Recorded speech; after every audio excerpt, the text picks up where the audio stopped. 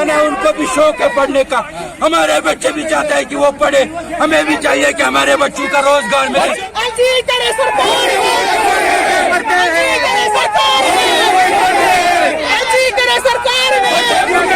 आज SRTC workers union ने 2 महीने पुरअमन जदोजहद करने के बाद आज हमने हड़ताल की कॉल दी है।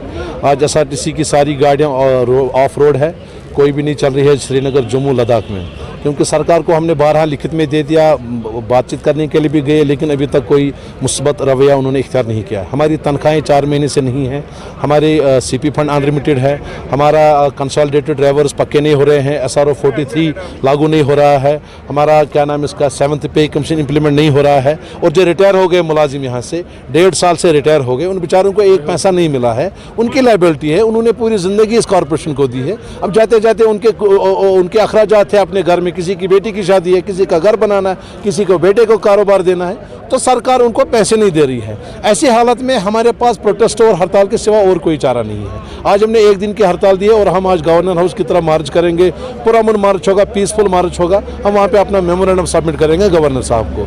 बाकी और कोई हम SOPs का भी ख्याल रखेंगे। हम सरकार से कहते हैं कि वह एक बार में एक फैसला ले ले SRTC के मुतालिक, इसको रखना है या बंद करना है, क्योंकि हमको भी अब अच्छा नहीं लगता है बार बार सड़कों पर निकलना, बार बार हमारी दाढ़ियाँ भी सफ़ेद हो गई है, अच्छा नहीं लगता है। सरकार हमसे काम लेती है, कोविड हो, हड़ताल हो, क्या नाम इसका टर्माइल हो या सैलाब हो, जंग हो, SRTC फोर फ्रंट पे। जब तनख्वाह देने की बारी आती है तो उस वक्त कहते हैं जी भाई पैसे नहीं है, आप खुद कमाओ।